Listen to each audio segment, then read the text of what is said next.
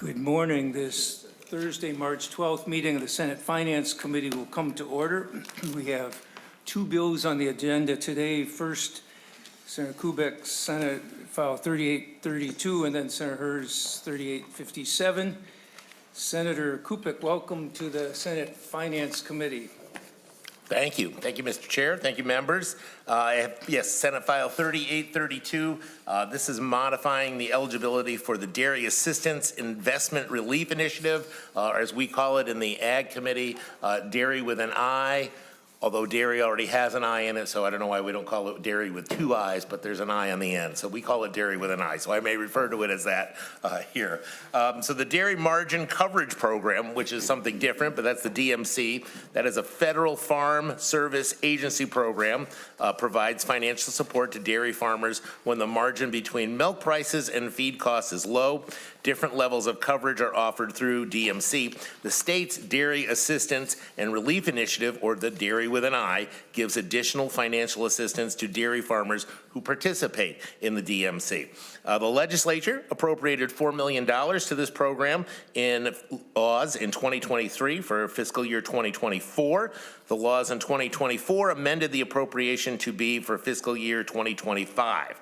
The U.S. Department of Agriculture did not offer the DMC program in either fiscal year 24 or 25. In laws in 2025, the legislature canceled $1 million for the Dairy with an I appropriation to the general fund, leaving $3 million remaining.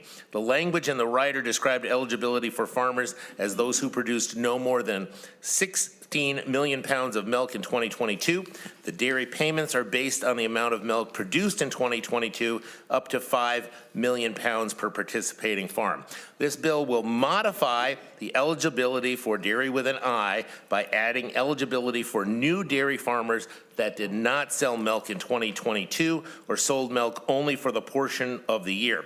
For these farms, the payment would be based on the farm's production history established in its DMC enrollment.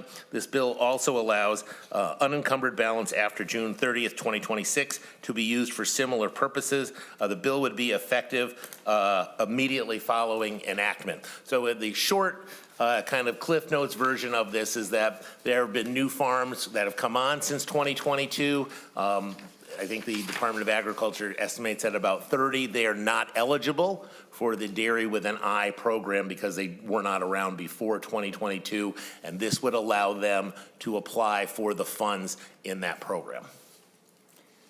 Thank you, Senator Kupec. Senator Hawj. Nice bill, Senator Kupec. Good bill, vote green.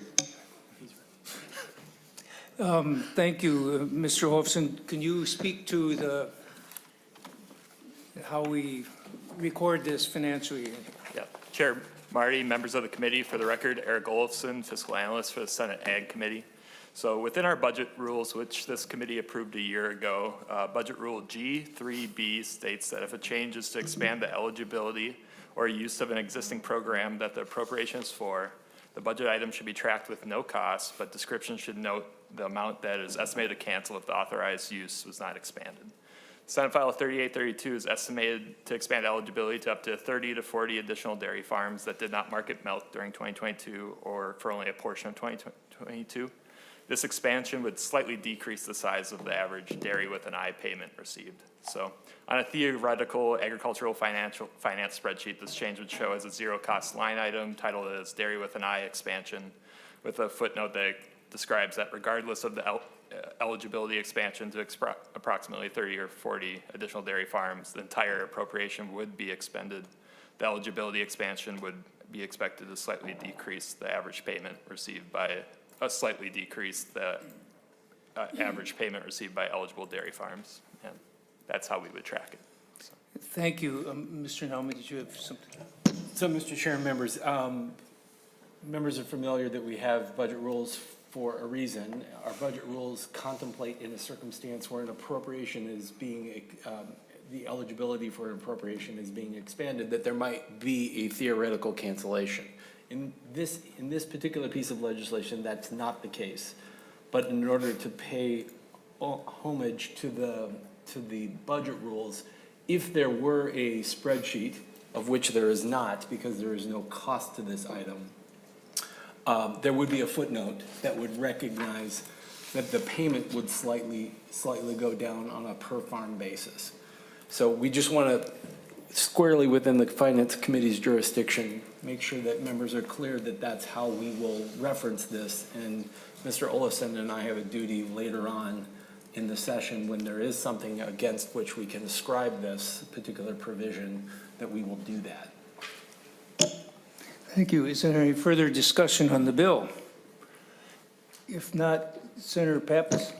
Mr. Chairman, I'd just like to move that Senate File 3832 be recommended to pass and sent to the floor.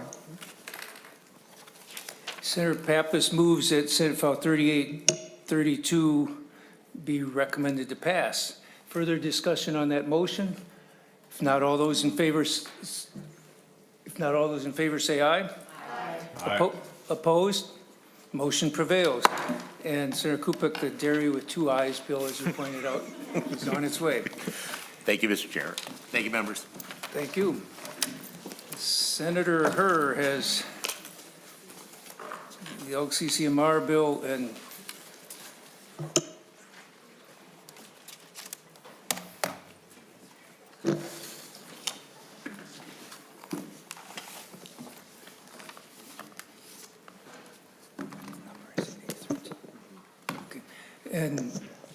Senator Herr, I hear that you have an A13 amendment, but it's not posted yet, so we'll get that posted for when you're ready to offer that. Okay. Okay.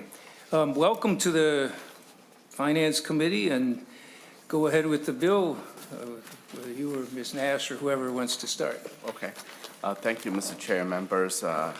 In front of you is Senate File 3857, the Environmental Natural Resource Trust Fund bill.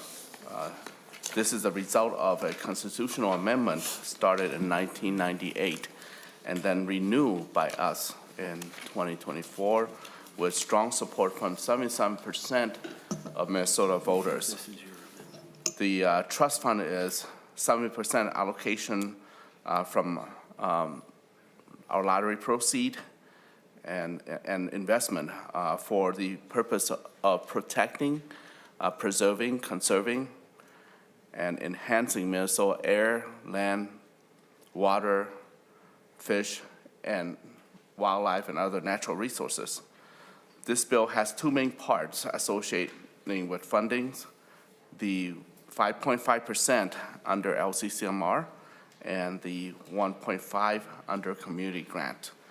The LCCMR, as you know, stands for Legislative Citizen Commission on Minnesota Resources, which is a committee composed of 17 members represented by both party in the Senate, the House, and citizen members.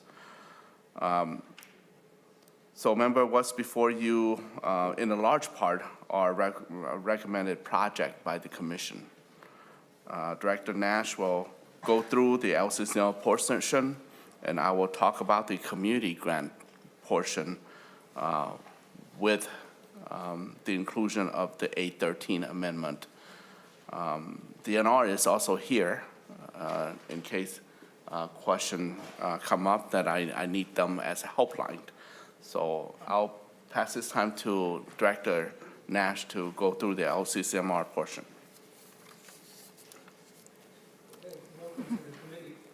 Welcome to the committee, Ms. Nash.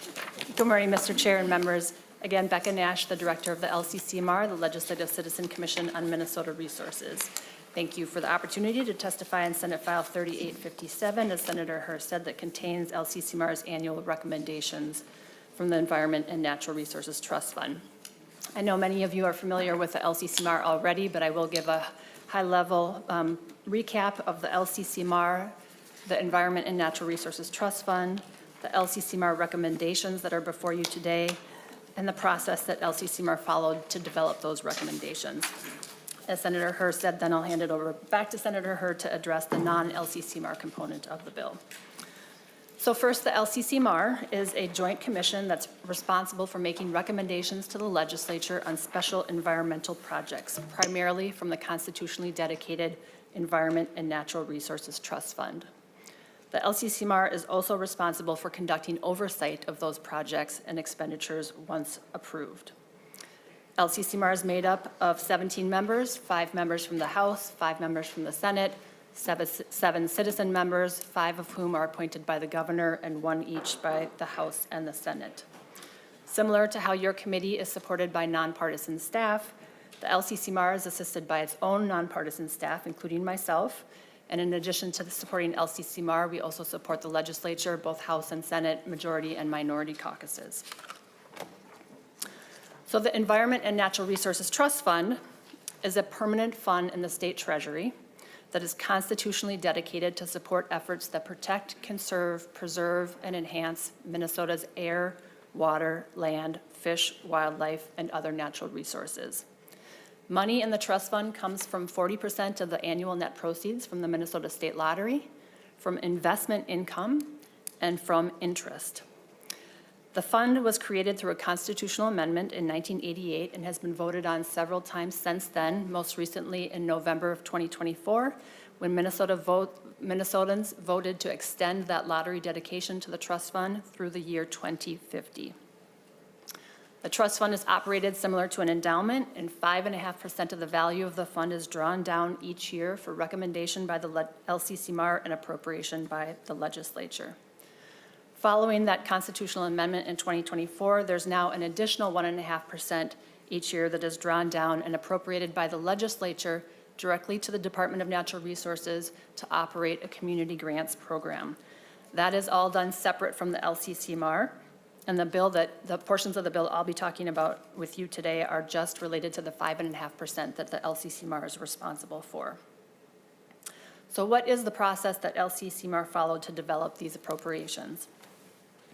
The recommendations before you today are the results of a multi-stage competitive process that started early in 2025 with the release of our annual request for proposal.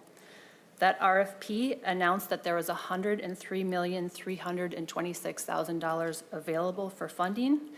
It also advertised our refreshed funding categories, funding priorities, and evaluation criteria that were developed as part of our updated 6-year strategic plan. In response to that RFP, we received a record of 400 applications requesting approximately $359 million. Those requests came from local, regional, state, federal, and tribal organizations, tribal units of government, also nonprofits, for-profits, and educational institutions. In addition to countless hours that members spent individually reviewing those proposals, the commission spent 32 hours together over 6 meetings, including presentations by applicants and multiple rounds of scoring by our members. In the end, 109 proposals were recommended for funding at levels between 68% and 100% of what was requested. Research projects recommended for funding then underwent external scientific peer review to ensure they were scientifically sound and could produce the intended outcomes. All of the recommended projects also developed detailed work plans. We post those draft work plans on our website, and those are available to you for your review as you consider the funding bill. The recommendations were voted on again by the commission in late 2025 in bill form, along with recommendation of extensions of prior year appropriations. And the commission also voted to recommend 2 separate policy bills that are now incorporated in Senate File 3857. So I'll first go over the appropriations at a high level. There are 109 of them. We won't go through them individually, but we do have a spreadsheet in your packets for you to follow along and follow up with any questions if you do have them. The appropriations are organized in the bill according to subdivision, and those subdivisions match up with our funding categories. So at the category level, subdivision 3 is our proposals related to resiliency. This is about $10.6 million for 10 appropriations. Subdivision 4 are water proposals, and this includes about $17 million for 20 appropriations. Subdivision 5 is for education and outdoor recreation proposals. This includes $37.8 million for 40 appropriations. Subdivision 6 is fish and wildlife proposals. This includes about $18.8 million for 19 appropriations. Subdivision 7 is for energy proposals. This includes $773,000 for 2 appropriations. Subdivision 8 is for land proposals. This includes about $18 million for 17 appropriations. Subdivision 9 is administration contract reimbursement. This includes $340,000 for 1 appropriation. That is it for the appropriation section. There are subdivisions 10 through 15, which are conditions of funding that typically get included every year. And then finally, subdivision 16 includes funding carry-forwards. These are legislative extensions, projects that need, for one reason or another, just a little bit more time to complete. No new money is being appropriated in this section. We've included a spreadsheet in your packets with the projected amounts that would be expended or extended. And those funds, these extensions are for projects that were initiated in laws of 2021, 22, and 23, and the amount of funds projected to be extended represents about 2% of the funds appropriated in those years. Next, there are a couple policy provisions from the LCCMAR, and let me. We have section 3 on page 50. This is a revision to the conflict of interest statute for LCCMR. Paragraph B of this statute was added by the legislature in 2023, and it has created some implementation challenges and some confusion. And so the LCCMR revisited this and voted to recommend striking the language that was added in 2023 and replacing it with a simpler approach. Section 4 would revise statute 116P18. This would simply strike a reference to the paragraph B that is being deleted in section 3. I'm going to skip over section 5 and go to section 6, which is, again, another policy provision recommended by LCCMR. This relates to a process with the Commissioner of Natural Resources and language that is considered obsolete and or handled through other means within the DNR. The commission worked with the Department of Natural Resources to develop this recommendation, and so both LCCMR and the Department of Natural Resources are in support of the repeal. That is it, Mr. Chair, for the LCCMR portions of the bill, and so I would hand it back to Senator Hur to address the Community Grants Program funding. Thank you, Ms. Nash. Are there questions for members of the committee on the LCCMR portion of the bill?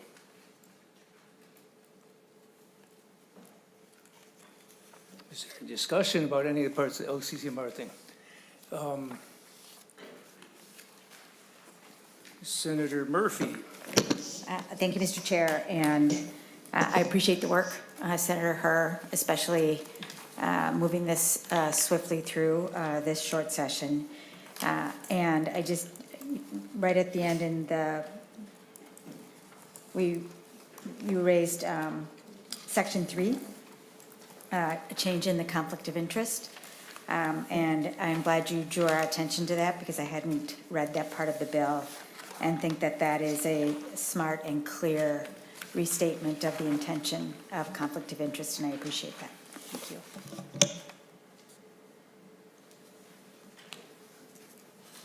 Thank you, Senator Murphy. Are there other comments? Senator Pratt, you have your hand up. Thank you, Mr. Chair and members. Senator Hur, I was looking through the bill and I see a couple of dozen appropriations to the University of Minnesota, well over $3 million it looks like, but I don't see it on the spreadsheet. Can you tell me how much of the environmental fund is being allocated to the university? Yes, Senator Pratt, I'd like to defer that to Director Nash. Okay, Ms. Nash. Mr. Chair and members, Of the 109 projects, 33 of those, or approximately 30%, are directed to the University of Minnesota. Did you ask for a total amount of that funding as well? Okay, Mr. Chair and Senator Pratt, that totals $22,167,000, which represents 21.46% of the funding in the bill. Senator Pratt, Thank you. is there further discussion on the LCCMR portion? Mr. Chair, just a quick comment on that, if Sure. I may. Go ahead. Thank you, Mr. Chair and members. And while this is, 21%, $22 million to the university for a fund that was really expected to improve our water quality, air quality, outdoor. It seems like we do a lot of studies and not a lot of projects. And I think we need to rethink some of these pieces. I've got concerns about the land acquisitions that are going to be done, but when Minnesotans voted for this amendment, they really wanted to see projects done, not backdoor funding for academic studies. And so I do have that concern. I appreciate it. Senator, Yes, Mr. Chair, there are studies, and those studies do develop result. One thing that I noticed of when I look at the list of project that has been completed by the University of Minnesota, I noticed the portable CWD device, and that's amazing. Right now the process of checking your deer kill, and send it to DR is still cumbersome process, but I'm sure the portable device itself could be a added benefit to our hunting culture as well. So that's just one thing I noticed. There's a number of that accomplishment from the University of Minnesota too, and we do have that information. If Senator Pratt like to, we can get those material to Senator Pratt. But Director Nash, if you want to add on further, I'm open to that as well. okay. Thank you. Any further discussion on this portion? If not, Senator Pappas. Mr. Chairman, I wanted to comment as well about the University of Minnesota studies, because I know in my committee, Capital Investment, we're asked a lot to fund projects throughout the state that are trying to get rid of PFAS and come up with filtration systems. And I think the research that the university is doing in this area in particular with some of these chemicals can really help with those local communities and guiding them as to what the best methods are for them to be most effective in eliminating these forever chemicals. Thank you. Thank you. Any further discussion on this portion? If not, Ms. Nash, if you can stay around in case people do have more questions later and so on. Then, Senator, you want to talk about the rest of the bill? Yeah, the other section is the community grant program. It's also come along in the one package with the Environmental Trust Fund in the 2024 ballot that 77% of Minnesota vote in strong support of. And being in the LCCMR, and I'm sure those who are familiar with the LCCMR realize that they're a stringent process, a little tough for smaller entity like municipal or county or nonprofits, or even a collective individual that have a good environmental mission toward stewardship or toward improving our land, waters, and our wildlife and such, have challenge to apply for these grants. If they just sought for $50,000, it may be a little difficult for them to look for grant under the LCCMR as a whole, because those projects are up in $100,000 to $1 million. So advocates and community have conversation with me, and we decided that we should create the community grant portion of it, and we debated in 2023, and it became law and put on the ballot in 2024. So it should be a full amount of $56 million going to the DNR. But last year in conferencing, myself and the co-chair in the House and also Ways and Means, and thank you, Chair Marty, too, being part of it, that this is a pilot program and we should be cautious and careful about allocating the full 56 million to DNR, to our agency, but break it in half. So we already dispensed the 28 million, the first part, to DNR already, and the work is in progress right now. Perhaps maybe we can call DNR to update us where they are in the progress, but I think they're moving along well.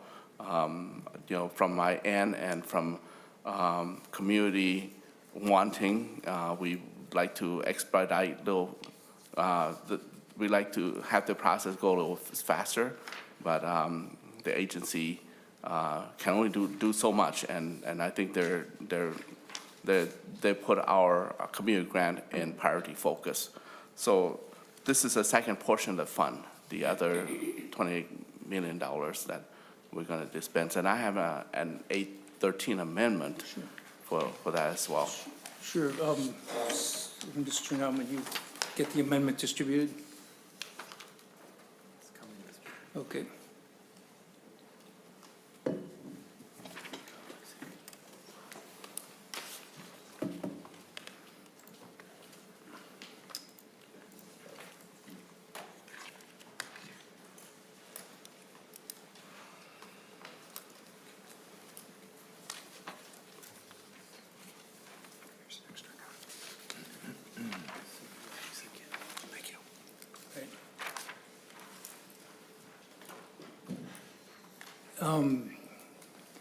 Senator Murphy will offer the A13 amendment, and then Senator Hurry, you want to speak to it briefly, or Mr. Stanley, or? Yeah, Mr. Stanley can go through the detail of the language, but you know, fraud has been a subject of our concern within the recent years, and people, you know, even grants such as this, it's good to have guardrail on it to be proactive and responsive, you know, of our proceed, our lottery proceed, and that used toward the betterment of our environment. So I'll pass to Mr. Stanley to describe the amendment. Sure. Welcome to the committee. Mr. Stanley, go ahead. Mr. Chair, members, good morning. I'll be describing the A13 amendment that was just passed out to you. What this amendment would do is add a new subdivision to 116X.03. This is the main statute that governs the community grants program that Senator Hurd just has been speaking to you about. And what that new subdivision would do begins on line 5, and it would say that in awarding a grant under the community grants program, the DNR must, 1, ensure that the grant complies with all of the requirements of some statutes listed on line 8. And what these are the main grants management statutes that apply to grants involving state money. On line 9, it would also require for each grant the completion of a pre-award risk assessment. Line 10 would require that for each grant, the department conduct a financial reconciliation for a sample of expenditures under the grant. And then clause 4 on lines 11 and 12 would require that once the pre-award risk assessment has been done, where it demonstrates that there's an elevated risk, the grantee would be required to submit biannual progress reports instead of annual progress reports. And then on lines 13 through 16, this is something similar where the pre-award risk assessment required under clause 2 demonstrates that it's necessary. Certain measures would have to be employed where they're warranted if you're talking about making advance payments instead of providing grants on a reimbursement basis. And then, Mr. Chair, starting on line 17 and going through the end of the amendment here, there's some additional requirements that the commissioner would have to follow in administering the community grant program. This would include establishing a maximum grant size that can be awarded under the program, requiring in-person monitoring visits that are dependent on the complexity, amount, and risk inherent in the grant, and also ensuring that department staff have appropriate training on financial reconciliation and fraud prevention. That's the amendment, Mr. Chair. Thank you. And Senate Council, or maybe Senator Murphy knows, the changes we made in the grants program in the last year or two, those are all contained in 16B, I believe? Thank you, Mr. Chair. Yeah, Okay. I really appreciate the work we did with Mr. Stanley to make sure that this is building upon the work that we've done over the last number of years and prior to, of course, the 2023 session. But the Senate and the Senate Democrats in particular took a big swing at grants management in 2023, and this builds upon that. Thank you. Is there discussion on the A13 amendment? If not, all those in favor say aye. Aye. Opposed? Motion prevails. There are further discussion on the Senator Pappas. Mr. Chairman, I think that Senator mentioned that DNR was going to give us the kind of a progress report on the grants process. If there is someone here from DNR. Yes.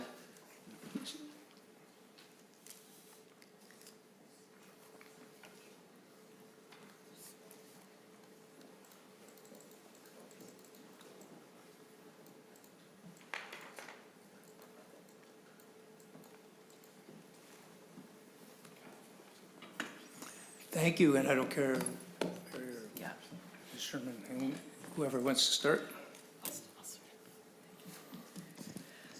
Mr. Chair, members of the committee, thank you for having us. For the record, my name is Mary Robison. I'm the Chief Financial Officer for the Department of Natural Resources. And with me here today is Catherine Sherman-Hohen, our DNR Grants Manager, to answer any questions you may have. Mr. Chair, Senator Pappas, with regards to the status of the program, the DNR was required by the legislature to provide a report this past December of our approach to this grant program, and that was delivered to the chairs of the environment committees in both the House and Senate last December, and we are certainly open to discussion on the approach that's laid out in that report and the recommendations provided. We have not yet gone into full implementation of this program. We currently have, there is an advisory council that is required under 116X that we currently have an open application for out in the public. That application process is open through April 10th. And we want to get that advisory council as required under law established before moving forward too much with implementation, as well as take legislative feedback and discussion on the approach that we've laid out in that report. So that is the status of the program overall, Mr. Chair. Thank you. And so April 10th is when you'll have the task force applications complete, and they will be meeting shortly after that? Mr. Chair, that is the date at which the application process closes for applications, and we will begin application review to identify, under law, it's 14 to 19 members of the advisory council. That it has certain demographic and experience requirements, and so we will review the applicants according to the legal requirements in 116X and establish that committee before moving forward too much further with implementation. Thank you. Senator Pappas, any other questions? Mr. Chairman, I just want to comment on just how long it takes. And I know we want to get it right. That's really important. But when we passed this bill last spring, late spring, and then it took 6 months to do a report. And now you have to appoint a committee, and it just is very. I think for some of us get a little impatient, but thank you for the diligence in your work. Yeah, I think there's a lot of interest in having it move forward quickly, so I hope it moves quickly after the applications close. Mm-hmm. Is there further discussion on this or any part of the bill? Senator Draheim. Thank you, Chair, and thank you, Senator, for bringing this forward. I just an observation, I guess. The south central part of the state doesn't seem to be represented very well in this bill. And I was just shocked to see how few funding dollars went to Mid-State, you know, with 60 campuses all over the state or 60 locations. I think I only saw their name twice, and one was a shared program with the U. So I don't know if you have any observation on that, you know, for Mid-State or for South Central Minnesota? Yeah, I'm gonna call Director Nash over in case more respondents require. But my answer to you is that we'd like to encourage as many people and all across our state to apply for the Environmental Trust Fund dollars under LCCMR, and the deadline come around every year in mid-March. And so, you know, I want to take this opportunity too to let you know, and also people out there know that the deadline is March 19th. So we take whoever submit the application, and we still struggle in getting even our diverse community to apply and being included in this process. But the more we have, the better. We have 400 applications or so, and we narrow down to 100 application that are 100 projects that are granted. But I'm even glad you mentioned it because you know, having a regional representation in some degree are there, but there's you know, there are certain areas that may not be informed of this grant and had never known to apply. But I want to see if Director Nash have a broader answer for you. Director Nash, do you have any, it looks like you're trying to count or trying to look. Mr. Chair, members, I was quickly trying to see how many applications we had from Minnesota State. It looks like we had, with a grain of salt, if take this, 6 applications and 3 of them were recommended for funding. So we always do, as Senator Hurst said, we are always encouraging applications, trying to get the word out about the RFP. You know, if you don't get a request in it, you don't have a good chance of getting funding, and if you don't put in a request, and we do reach out to legislators to let you know about the RFP, and if there's any help that we can provide, you know, to provide some language to help get the word out further in your communities, we'd be happy to do that. And yeah, it's a very good question. I think especially in the southwest part of the state, we don't receive a lot of applications. Senator Draheim, I think to that point, I think it's a very important question, and I think we as legislators, we all know our parts of the state, and I think we should be encouraging people who could do some good projects here to do it. And so, yeah, go ahead, though, Senator Draheim. Well, thank you. And if we could, Chair, just compare that. So 50% of the Mid-State got recommended. What percent would the U have? Would they be about similar, or?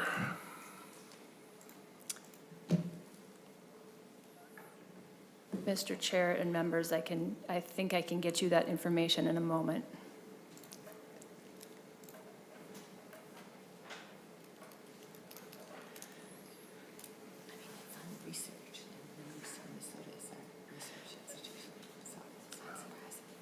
I can tell you, Mr. Chair, a couple facts, and I think don't exactly answer your question, but 29% of the funds requested were from the University of Minnesota, and 22% of the funds recommended were to the University of Minnesota. So it's looking like, at a quick glance, that they had a higher level of success with their applications. But let me ask my colleague, Mike Campana, here.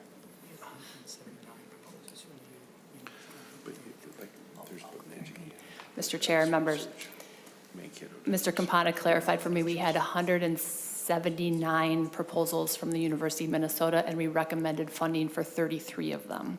So that would suggest much less than 50% success rate.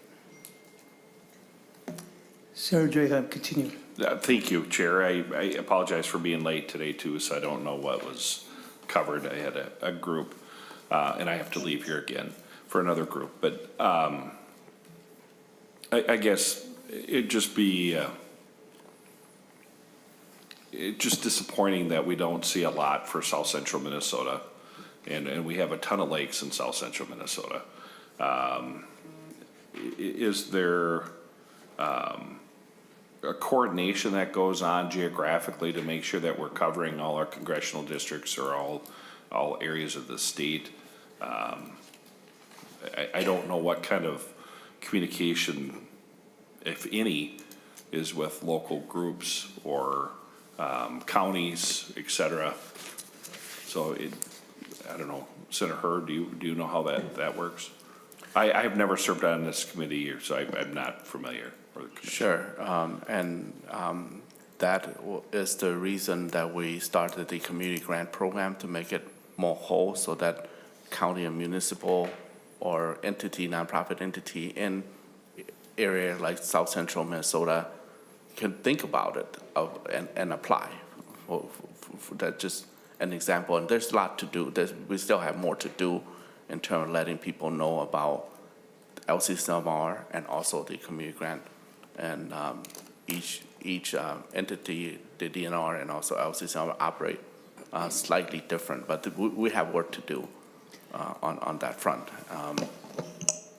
Related to that, either Ms. Nash or Senator Hur, could you tell the committee at least where the legislators who serve on LCCMR are from and roughly the citizen members where they come from? Is that something you can just quickly, you don't have to name, well, you can name the senators at least and so on, but where they come from? See, I'm curious how the diversity of where they are from is. I can name my Senate members, and then I don't know if there's a list of commissioner members there, but our five Senate member, including myself, Senator Green, who is the co-chair of the Senate in this committee, and Senator Patton, and also Senator McCune, and Senator Westrom. He probably the closest in geographic relation to South Central Minnesota. Thank you. It's just pointed out to me that we do have the list of all the LCCMR members in here. And Mr. Chair. Go ahead, Senator Yeah, Murphy. I was looking at this as well and needed to check on Cushing, Minnesota to see where that is. It appears to me on here that there's only one appointee, the newest Senate appointee that comes from the southeastern part of the state in Preston. Otherwise, it then tends to be northern Minnesota that is represented on this commission. Just pointing that out. Thank you. And again, I'll stress that not only do these members have a chance to do this, but we should be encouraging constituents who we think would have good projects, because I think while they have a lot more projects than you can fund, you also have, as you said, and as Senator Drahan points out, certain parts of the state may not have as many because there aren't as many applications. Senator Drahan, do you have more questions? Or? Just one more comment, I guess. That to me, we should be looking at congressional districts and have so many appointees per congressional district that evens out the population spread out throughout the state. And, for the southern third of the state to only have one, I would have almost more than a third of the state to only have one person isn't really fair, in my opinion, but just a suggestion. Thank you. And I mean, I think that's a good thing to put in mind, because the legislature appoints some and the governor appoints some, but yeah. Senator Howe and then Senator Jasinski. Thank you, Mr. Chair. Could someone just go through, you mentioned mid-March is the deadline. When does the RFP process start? When can they start looking at submitting proposals? I've actually, it's one thing to know when it ends and when it closes, but when does that application period open? I guess I've been my 14th year in the legislature, I've never known when this process starts and stops, so it'd be interesting to hear that. Ms. Nash, could you give a brief overview of the timeline for everything? Sure, Mr. Chair and members, our annual request for proposal usually gets released just after the first of the year. And so this year, I think it was January 7th, somewhere around there. And the deadline this year is March 18th, so a week from yesterday at 4:30 p.m. We do send out press releases. We do send a copy of the RFP to all legislators. We do have social media that we advertise and try to send out many reminders to folks about the upcoming deadline and encourage people to follow us on social media so that you can share those announcements with your followers as well. We do also have a weekly newsletter that we advertise, and then during the RFP period, we send out sort of recaps of all the different priority areas so that people kind of have a chance to see each of those, land, fish and wildlife, energy, resiliency, et cetera, and so that those can get distributed as far and wide. And as I said, we would love help. That's one of our goals, is to help get the word out better. So we've been trying some new things lately, getting some hold of some new mailing lists, to try to expand the reach of our notification of this opportunity. But if anybody has any ideas, we would love to hear them and to help with that. So again, we can help you by putting it in social media in our circles. Yep. Senator Hur. Mr. Chair, I just want to add on the community grant program. Right now, it's still work in progress, and as you already hear from Ms. Robinson, we're still in recruitment of advisory board, and that deadline is April 10th. But our expectation is that by May, our RFP will come out in May or late May, but no later than September. Just want folks to know. Thank you. Senator, how are you done? Senator Jasinski. Thank you, Mr. Chair, and thank you, Senator Howell and Director Nash. So one of my questions again, so we've been dealing with the water quality 3D folks for a while, and they've had a great project, and they're doing a pilot project, and that funding has expired. And I think some of the discussions I had with them as far as applying for this, and correct me if I'm wrong, but I think they want to do it. They have a patent on a model of how it's done. But to my understanding, I thought, maybe I misunderstood this, but they said that as you put in for the LCCMR money, if they were part of that, they would have to turn their technology over to the LCCMR and give up their patent, or give up the rights on that. Is that correct? So to encourage a project like this, and a pilot project, actually got equipment in the water working. So if they would apply for LCCMR money, they would have to turn over their technology to the state. Is that correct? Ms. Nash. Mr. Chair and Senator Jasinski, we have statute that guides the development of patents and copyrights, royalties, et cetera.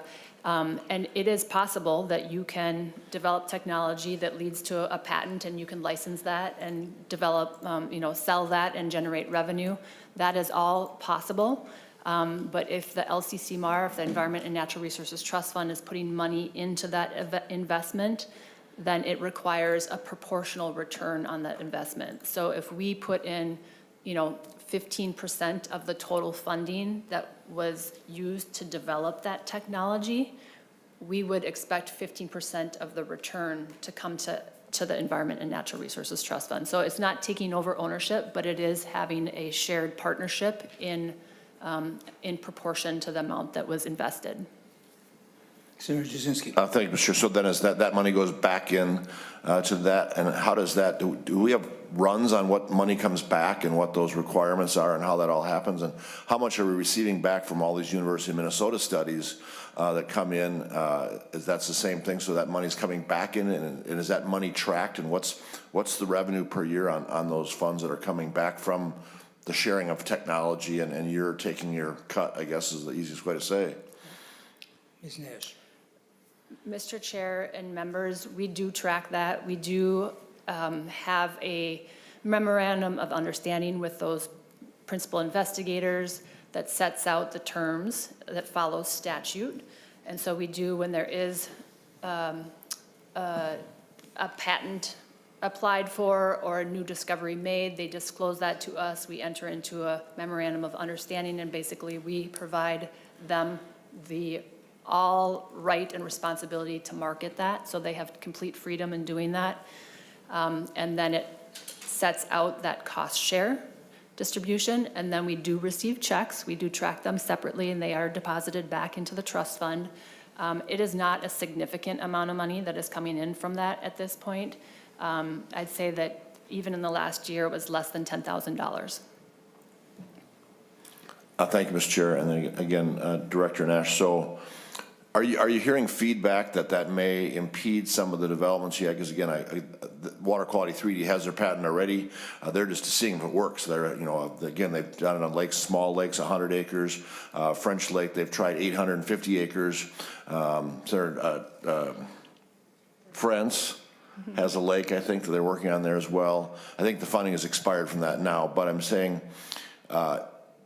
are you hampering that? Because again, they've already had that, so they're doing the testing, and so they have it's their technology. They're just trying to see if it works. But so in this instance, you would still require Water Quality 3D if they got funding through the LCSCMR to pay money back to the LCCMR if there's a study or a project done on one of our lakes and things like that. So even though they have the patent now, if they're just trying to prove that it works and getting assistance from the LCCMR, are they still required to give a portion of their profits back to the LCCMR? And last question, a part of that, do you think that impedes what we're getting done as far as the technology?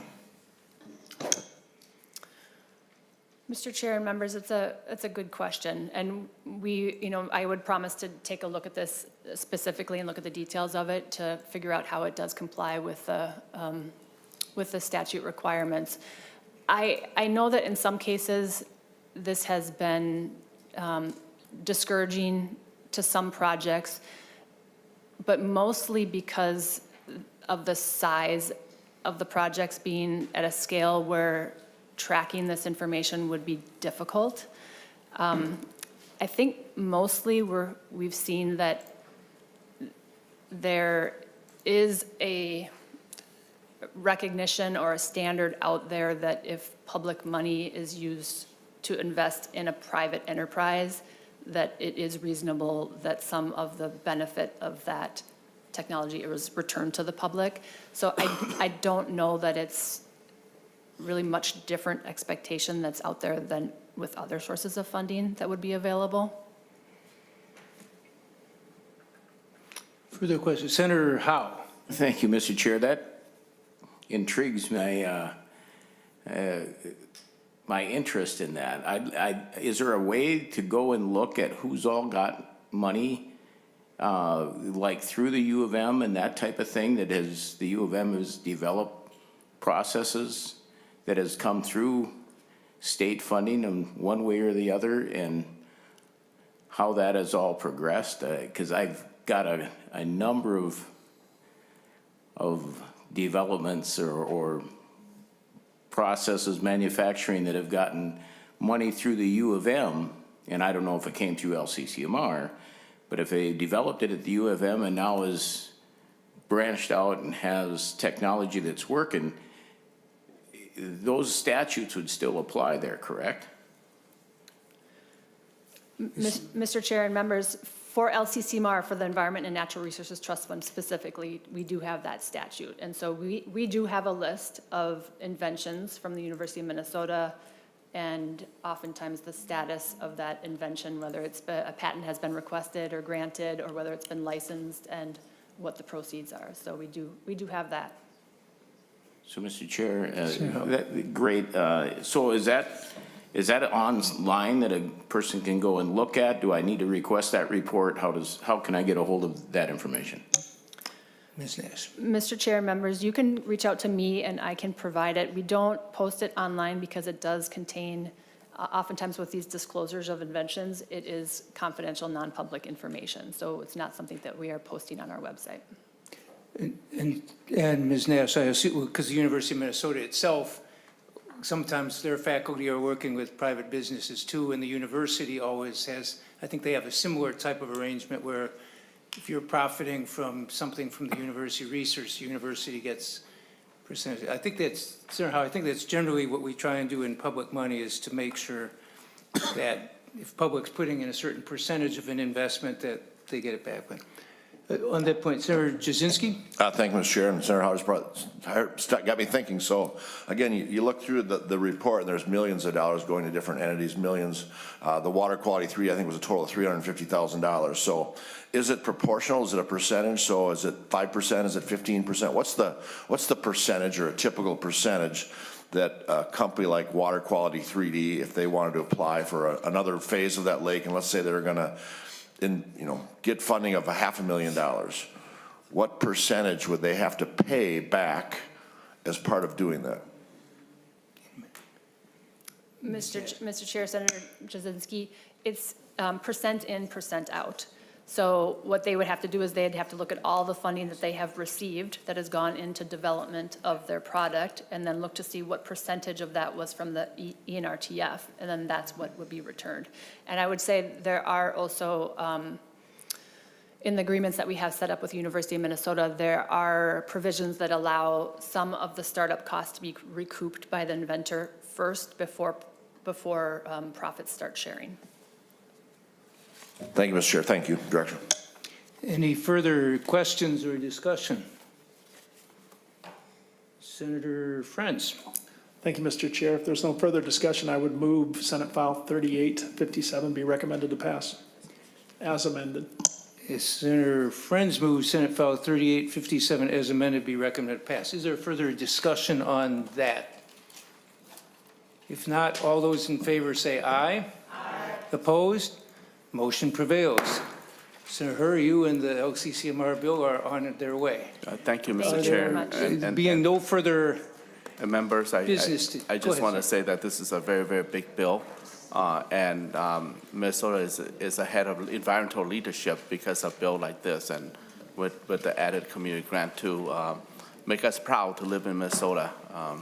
Now, being a chair or being part of this for a couple of years now, I now start to memorize the phrase that the purpose of this grant is to protect, to preserve, to conserve, to enhance Minnesota air, water, land, and wildlife and other natural resources. So I got that mission going already.